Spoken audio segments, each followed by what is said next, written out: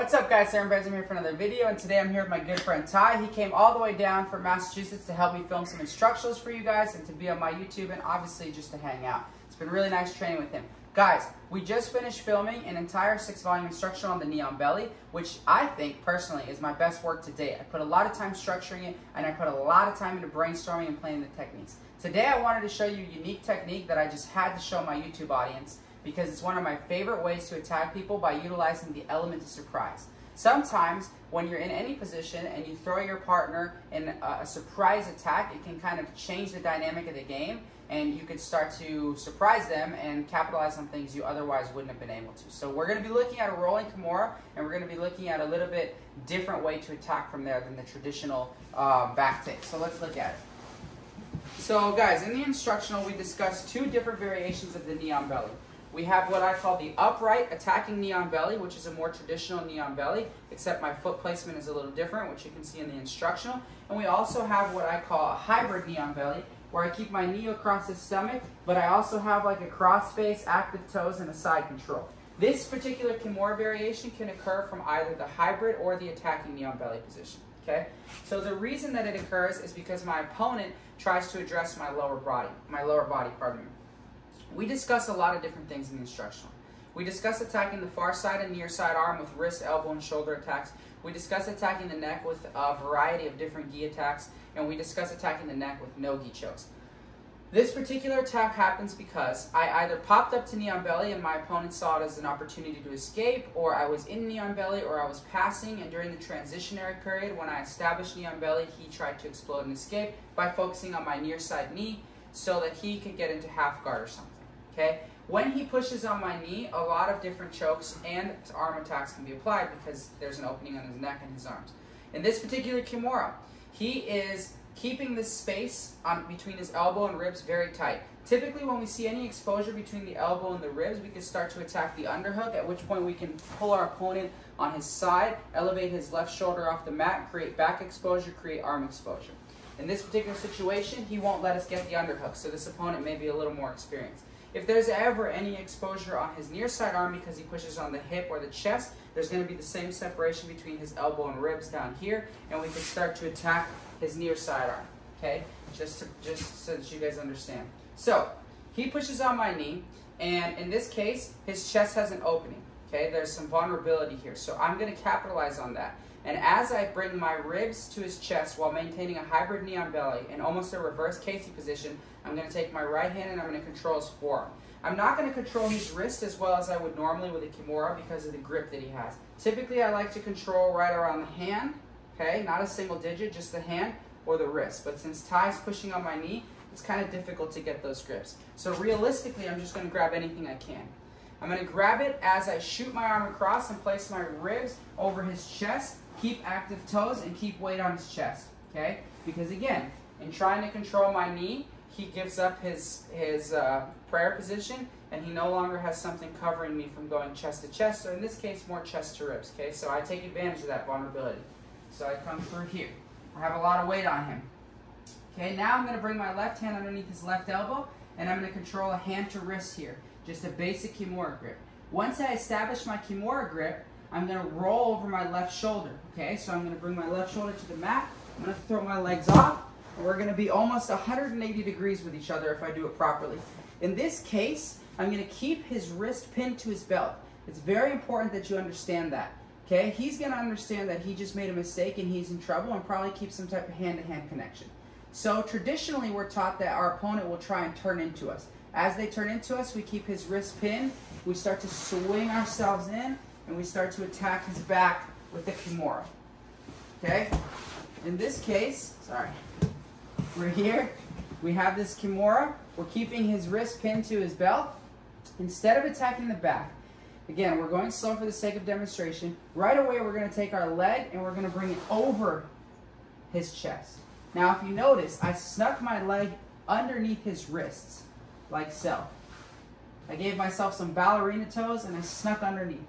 Now, the primary application of the leg is to prevent him from getting up. So if he tries to sit up, I can keep him down with my leg. He tries to sit up, I keep him down. Okay, how do I do that? I put a lot of weight on my hamstring by flexing my leg. The reason that I went underneath both his wrists is because there's going to be an opportunity for a triangle. How can I do the triangle? Once I get my leg underneath his wrist, I'm going to bring his elbow to my chest and I'm going to control my lapel. If I can't control my lapel because it's no-gi, I'm just going to keep it tight. My second hand is going to come to the wrist and no-gi, the sleeve and gi, and I'm going to pull his wrist to me. As I do so, I'm going to start to lock up a triangle or a figure four. Okay? Once I get my figure four, I can start to adjust. I can start to go behind his elbow and his triceps, and I'm going to push my hip down as I pull his elbow up, and I'm going to get the triangle, okay? Now, what if, as soon as I get here, I try to throw over and he starts to grab my leg and he understands what I'm trying to do? Well, I could still keep my leg really heavy, okay? And there's no problem here as long as he doesn't get up. Now what I'm going to do is I'm going to use my left toes and my shoulder to elevate my hip. Once I elevate my hip, I'm going to bring my left knee underneath his arm. And now I'm going to use his arm. I'm going to pull myself up with his arm into an upright position. I'm going to shift my grip so that I'm hand to hand or wrist to wrist. I'm going to fall back and I'm going to get his arm bar. There's other attacks from here as well, right? Maybe he won't let us get our leg over anything. So we pull it off, scoot our hip underneath, and we come through here and lock up a crucifix. Once we're able to lock up the crucifix, I take my left hand, I pin his wrist to his belt with it.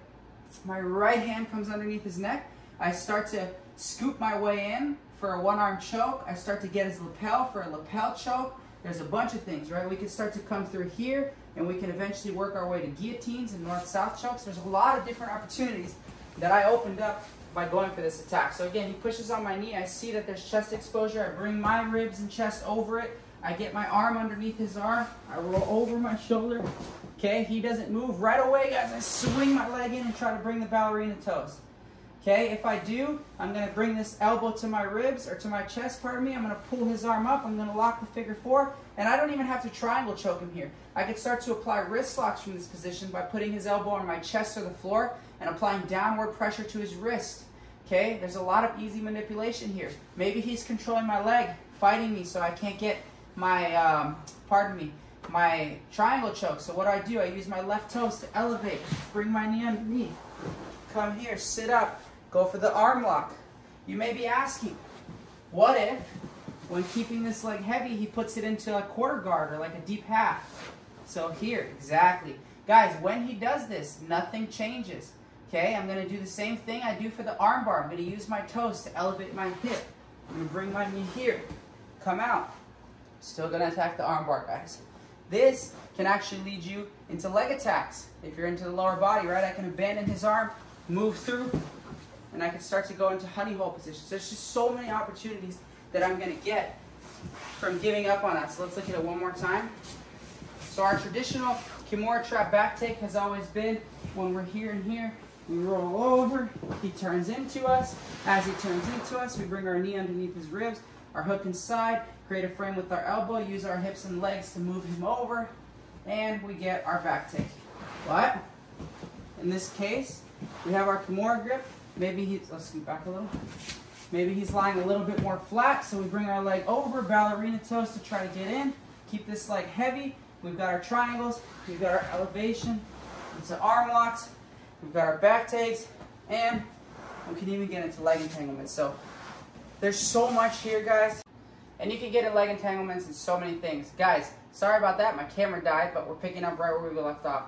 Anyways, my new instructional is going to be on BJJ Fanatics. I'm not sure if it's out by the time this video posts. It may or may not be. If it is, the link's in the description. If it isn't, please pick it up in the future if you want to support me. If you don't buy the instructional, that's completely fine, guys. I love all my YouTube subscribers, but please help me out by liking, commenting, subscribing, and hitting that little notification bell. It helps with YouTube stuff, and it really helps me continue to put out this content. I put a lot of time in this channel, and I really appreciate it. Guys, today we have a very special guest who's been hanging out here right by the mat because we are filming in my house, and I think he wants to meet you guys. So, Cabo, come here. World champion, Cabo Benzrahem. He's the #1 wolf dog in the world. He loves to play jiu-jitsu. He's a guard passer for sure. He's a guard passer. He attacks the neck and stuff. But anyways, Cabo's been watching me film. He's like, what are you guys doing? Cabo, come here. You don't want smoke. Come here. You want to say hi to everybody on YouTube? Big stretch. He's tired, guys. But anyways, guys, if you want to support me, Cabo, and my other 2 dogs, which are currently not here, then just subscribe, guys. Thanks to Ty for coming out. Thanks to you guys so much. Oh,